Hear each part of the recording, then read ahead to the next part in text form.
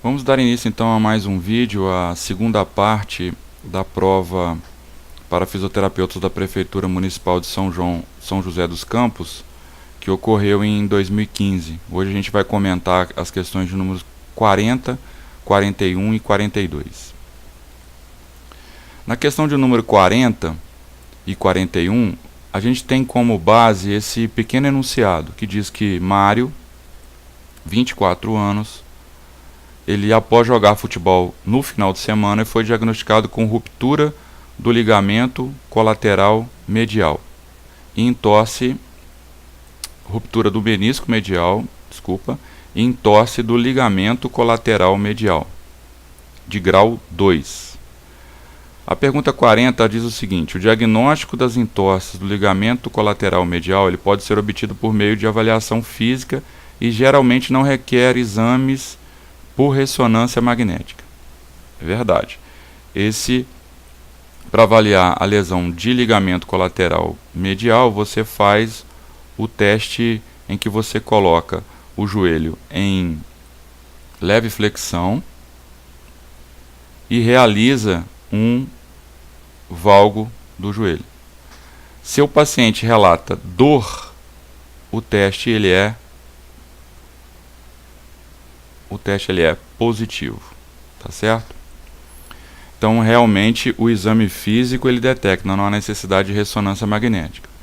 Sendo o grau do ligamento, grau de lesão do ligamento, quase sempre determinado pela quantidade de instabilidade articular, né? Então é basicamente dor mais a instabilidade articular que vai te facilitar no diagnóstico de qual grau de lesão do ligamento colateral medial esse paciente possui, tá?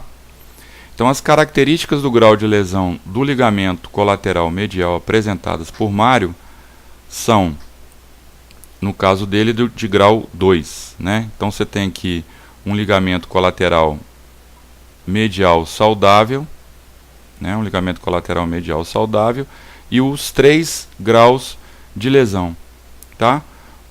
No grau 1 você tem apenas micro-rupturas.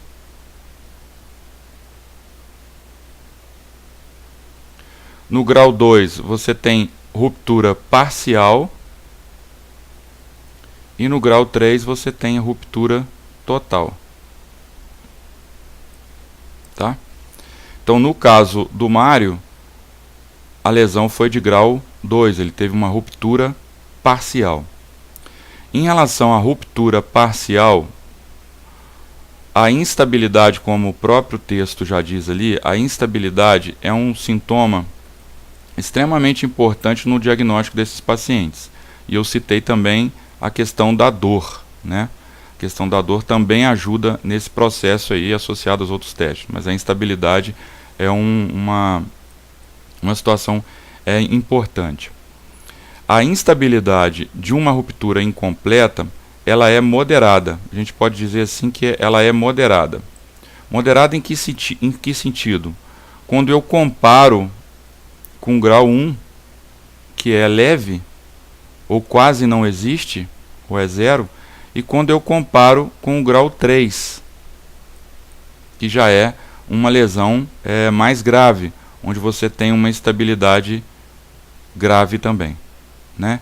Então a instabilidade de uma lesão parcial ou grau 2 do ligamento colateral medial é de uma instabilidade moderada, né? Então a resposta correta seria a letra D. Apresenta ruptura incompleta com instabilidade no estresse em valgo em 30 graus de flexão. É o que eu falei, ó, é a posição do teste em valgo que se faz para ajudar no diagnóstico da lesão do ligamento colateral medial, e mínima na extensão total, e apresenta ponto final firme, né? Ponto final firme. Por quê? Porque não houve ruptura total do ligamento, apenas uma ruptura parcial, tá? Associado a esse ponto final firme, o paciente também ele apresenta dor, que é positivo, que é o sinal positivo para o teste em valgo. Então a resposta correta é a letra D. Tá certo? A questão de número 41 fala ainda sobre a lesão do ligamento colateral medial do Mário, lá, o paciente fictício. Ele pergunta quantos dias ele deverá permanecer com imobilizador de joelho. Essa é uma questão que eu costumo dizer que é do grupo da dedução, né? Mais uma vez, leva muito em consideração a bibliografia, então você vai mais por dedução. Primeiro, a letra A, ela está descartada. Por que ela está descartada? Porque uma lesão de grau 2, onde há uma ruptura incompleta do ligamento colateral medial, você tem que fazer algum tipo de grau de mobilização para ver a sutura, né? A cicatrização daquele ligamento que foi lesionado, tá? De 15 a 25 dias, que é a letra D e letra E, eu também tiro. Por que eu tiro? Porque se você tem uma lesão de grau 2, e aí você diz que esse paciente precisa de 15 a 25 dias de imobilização, imagina então quanto tempo de imobilização esse paciente vai precisar no grau 3. Né? Então você fica entre 7 dias após a lesão e de 7 a 14 dias após a lesão. De 7 dias após a lesão, você pode imobilizar ou não imobilizar, ou apenas proteger, ou apenas fazer um repouso relativo, quando você tem uma lesão de grau 1. Numa lesão de grau 2, você fica de 1 a 2 semanas de imobilização. E aí isso depende muito da sintomatologia do paciente, né? De 1 a 2 semanas no grau 2 da lesão. Tá? Então a resposta certa na 41 é letra C. Tá? Reforçando, essa é uma questão que você pode deduzir a resposta e te facilitar a resposta quando você não tem aí uma bibliografia mais completa sobre o tema, tá? Ou que te gera uma certa dúvida em qual tempo de mobilização você vai usar. Beleza? A questão de número 42 aí fala sobre o exame neurológico de pacientes com diagnóstico de traumatismo raquimedular, que é baseado na avaliação da EJA, né? Nesses casos, a sensibilidade é descrita pelo dermátomo. De acordo com a avaliação da sensibilidade, eu relacionar a coluna 1 com a 2 e indique a alternativa correta. Então, eu tenho a sensibilidade dolorosa e térmica, eu tenho a tátil e protopática, e eu tenho a proprioceptiva e consciente. E aqui eu tenho os tratos.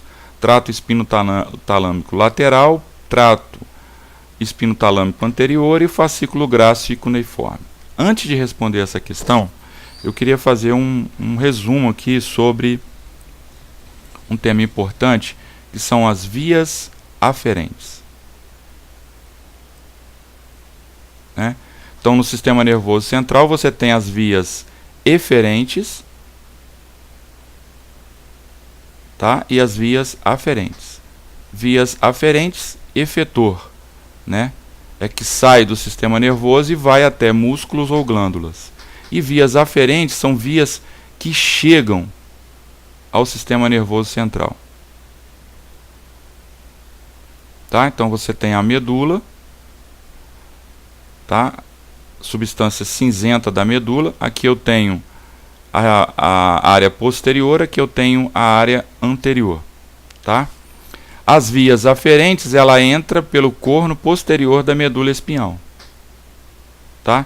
Então as vias aferentes, elas entram pelo corno posterior da medula espinhal. E aí, em regra geral, você tem 3 neurônios que formam essas vias. O neurônio 1,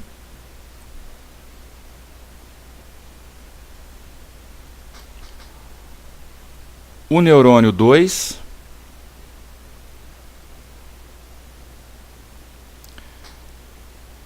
e o neurônio 3.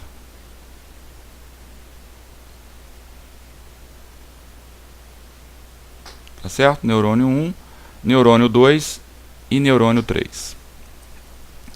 O neurônio 1, ele está localizado no gânglio da raiz dorsal. tá? Então o que é isso? Você tem lá aqui a região posterior da medula, o corno posterior. Fora do sistema nervoso central você tem um gânglio, né? E é justamente esse conceito de fora do sistema nervoso central que conceitua o que é um gânglio. Então o gânglio é um conjunto de neurônios que estão fora do sistema nervoso central, e você tem um prolongamento que vai até a região anterior e um prolongamento periférico. Então aqui nos gânglios é que estão localizados os neurônios, o neurônio tipo 1. Ele localiza-se num gânglio, né, fora do sistema nervoso central. Esse é o corpo do gânglio. Tá? O neurônio 2, esse já está localizado na coluna posterior da medula espinhal. Ele está localizado na coluna posterior da medula espinhal ou nos núcleos dos nervos cranianos, que fazem parte também do sistema nervoso periférico, né? Então, nos núcleos dos nervos cranianos, no tronco encefálico. Então, estão localizados os neurônios do tipo 2, os neurônios do tipo 2. Esses neurônios do tipo 2, eles estão lá no corno posterior da medula espinhal. Aqui eu vou desenhar a medula espinhal. Então, no corno posterior da medula espinhal, então eles chegam, o prolongamento do neurônio 1 chega aqui, encontra o neurônio 2, o neurônio 2 cruza e sobe, formando as vias aferentes. Tá? Então, o neurônio 1 que está lá no gânglio, o prolongamento central dele, né, aqui eu tenho prolongamento central e aqui eu tenho prolongamento periférico. Então, o prolongamento central do neurônio 1 vai até o neurônio 2 no corno posterior, ele cruza a medula e sobe. Tá? Essa informação ela é importante, que diferencia inclusive os diversos tipos de vias aferentes. O neurônio 3, ele está localizado lá no tálamo. Tá? Neurônio 3, em regra geral, ele está localizado lá no tálamo,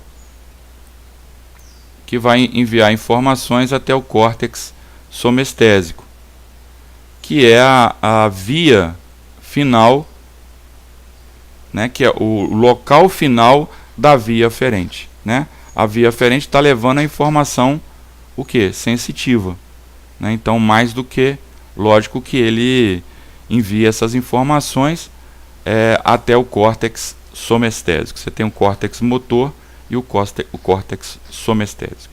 Tá certo? Então, em regra geral, as vias aferentes são formadas por neurônio 1, neurônio 2 e neurônio 3, com suas respectivas localizações. Então, a gente começa com a primeira via, que é a via de dor, que leva a informação de dor, e temperatura. Tá? Então essa é a primeira via, a via de dor e a temperatura. A via de dor, ela é a via é chamado de via neo-espino-talâmica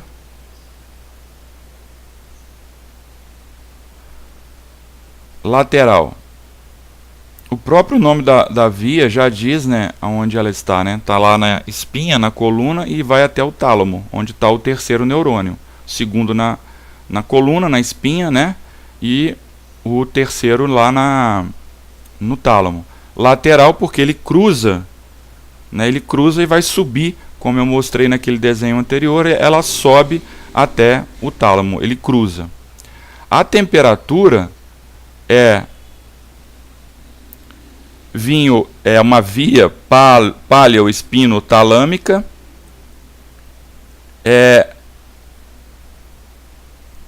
lateral também, né, mas é paleo-espinotalâmica.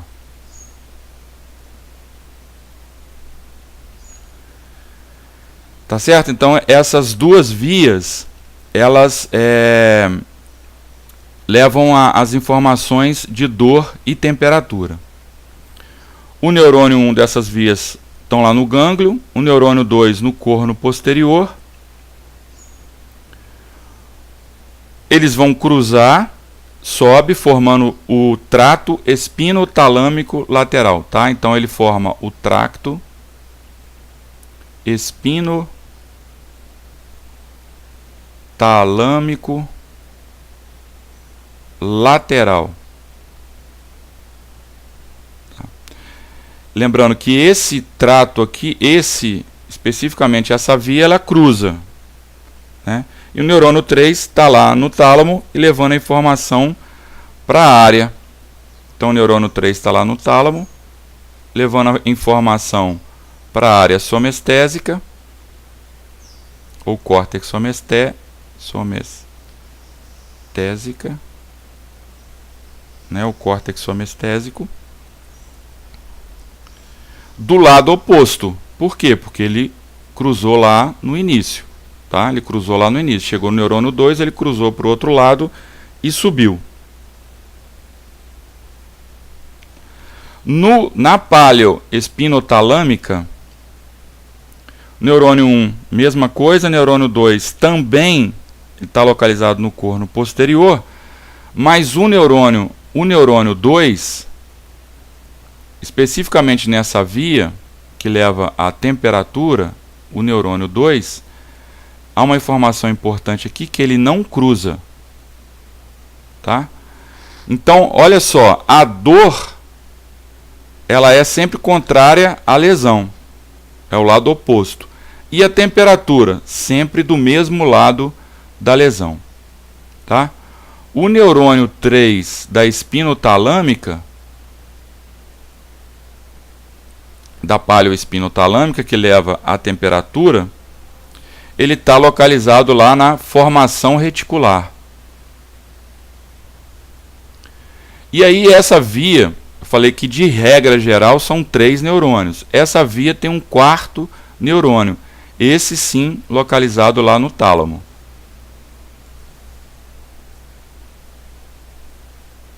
Tá? Essa via, além da temperatura, e aí uma observação importante, ela pode levar a dor pouco localizada, vamos dizer assim. O sujeito não sabe identificar onde está essa dor. É uma característica muito comum na dor crônica. A via, o trato espinotalâmico lateral, né, a via neoespinotalâmica lateral, ele gera uma informação de uma dor mais aguda. Tá? Essa é também uma outra informação em relação a essas duas vias. Então, no geral, tanto a dor quanto a temperatura, elas são transmitidas pelo trato espinotalâmico lateral. O nome é diferente, neoespinotalâmico lateral e paleoespinotalâmica lateral. Importante que a dor aguda ela cruza e a temperatura e a dor crônica ela não cruza, elas são para o mesmo lado. Tá certo?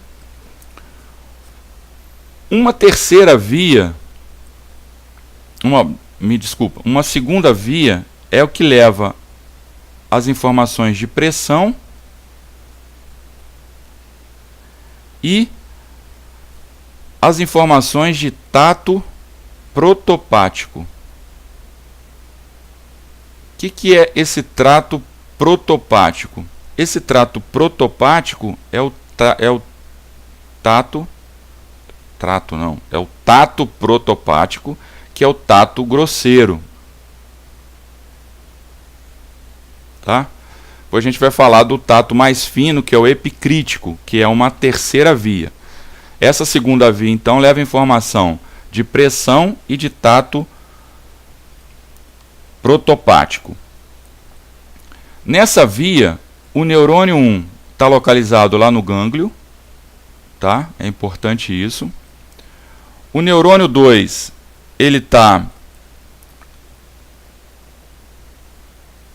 lá no corno posterior. Então, no corno posterior, na região posterior da medula. Esse neurônio 2, ele cruza, tá? Em regra geral, ele cruza, formando o trato espinotalâmico. Ó, mais uma vez, o nome já diz, ó, espinotalâmico. Está lá na espinha e no tálamo. Então, por isso que o terceiro neurônio está lá, ele termina lá no tálamo. E é importante também, só voltando aqui na via anterior, que essa via paleo-espinotalâmica lateral, que leva a temperatura e a dor crônica, ela também é uma via espinotalâmica, forma o trato espinotalâmico lateral, porque ele também está lá na medula e termina no tálamo, termina no quarto neurônio. Ele precisa de mais um neurônio para chegar até o tálamo, mas ele termina no tálamo. Aqui a gente tem o trato espinotalâmico, medula e tálamo também, o 3 termina no tálamo, mas ele é o trato espinotalâmico anterior. Tá certo? Do tálamo ele também vai terminar lá na área das sensações, né, na área somestésica. Tá certo? Então, trato espinotalâmico anterior vai levar informação sobre pressão e tato protopático. Então, espinotalâmico anterior. A terceira via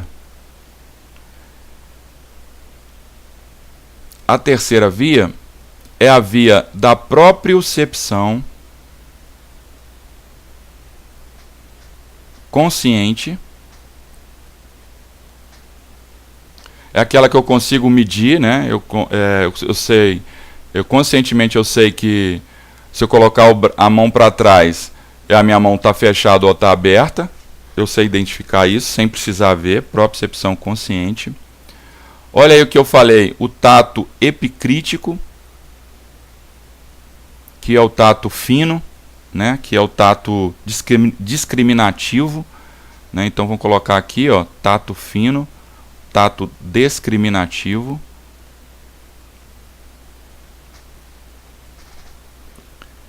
E por último, a sensibilidade vibratória.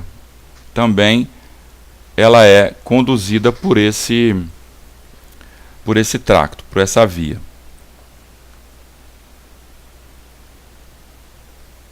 Essa via ela tem um comportamento diferente, porque o neurônio 1 ele está lá localizado no gânglio, mas ele no corno posterior ele não se liga ao neurônio 2. O neurônio 2 ele não está lá no corno posterior. O neurônio 1 ele sobe pelo fascículo grácil e cuneiforme.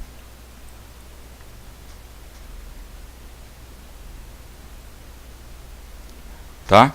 E vai fazer sinapse com o neurônio 2 localizado lá no bulbo. Tá certo? Então o neurônio 2 pela primeira vez, ele não está lá no corno posterior. Tá? O núcleo dele não está lá no corno posterior. O núcleo dele está lá no bulbo. E o neurônio 2 vai fazer sinapse com o neurônio 3, que está localizado no tálamo também.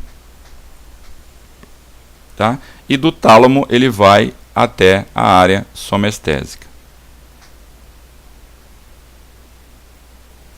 Então, esse trato, essa via, é chamada de via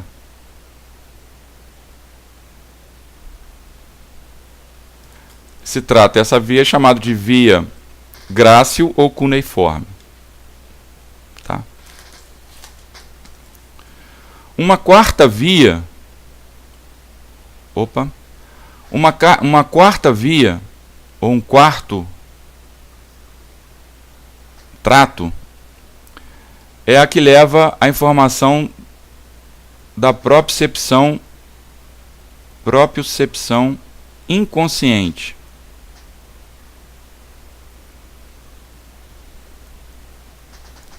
Tá? Então, essa propriocepção inconsciente. O receptor dessas vias é o fuso muscular e o órgão tendinoso de Golgi.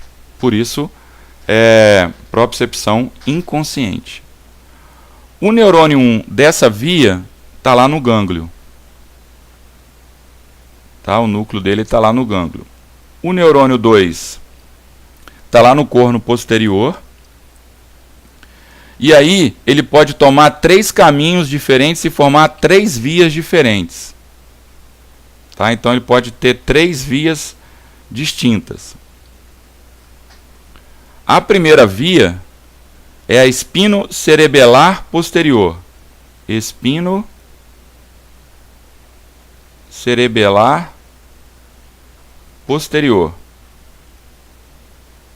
O que o nome está dizendo? Está lá na medula e termina lá no cérebro, no cerebelo.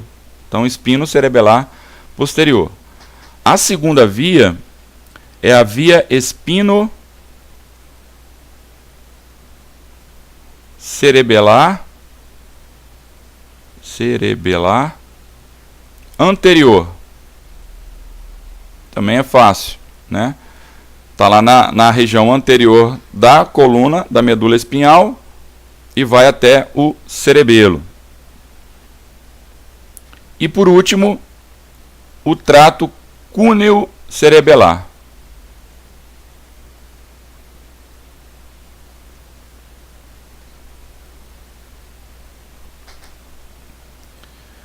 Todos esses tratos, essas vias, têm como local o cerebelo, né? Então ele vai levar as informações, todas essas 3 vias vão levar essas informações da propriocepção inconsciente. Tem também uma quinta via, que é a via da sensibilidade visceral, né, que levam impulsos originados da víscera, né, regulados pela atividade visceral inconsciente. Essa seria uma quinta via. Então vou colocar aqui, ó, via da sensibilidade visceral. Quando a gente for falar sobre sistema nervoso autônomo, né, alguma questão sobre o sistema nervoso autônomo, a gente volta nessa via de sensibilidade visceral, ou seja, vai levar as informações, é uma via aferente que leva as informações até o sistema nervoso central, relacionados à sensibilidade das vísceras. Para responder essa questão aqui, ó, a gente já tem condições de responder do que a gente já falou. A sensibilidade dolorosa ou térmica é a espinotalâmica